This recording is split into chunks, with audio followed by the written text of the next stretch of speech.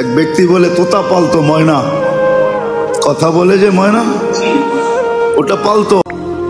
একদিন সকালে শিকারে যেতেছে, ময়না জিজ্ঞাসা করতেছে মালিক কোথায়? শিকার করতে চাই। বলে কোথায় যাবে? জঙ্গলে।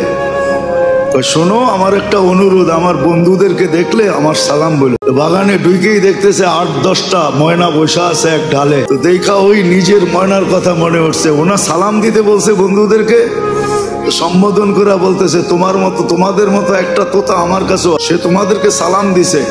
বলতে দেরি 10-12টা ডালের থেকে ওই মুহূর্তে পুরা মরতে দেরি করে নেই, সাথে সাথে পড়ছে আর মরছে। তো 10টাকে নাইরা চেরা উঠা, মনটা ভাঙা গেছে যে ওর সালামে এমন কি বিষ ছিল মিলানো যে বলতে দেরি মরতে দেরি হলো না। এক একটা কত দামি। তো ভাঙ্গা মন নিয়ে শিকার ছাড়াই বাড়িতে ফিরে আসছে। আসার পরে জিজ্ঞাসা করছে মালিক হাত খালি, শিকার কোথায়?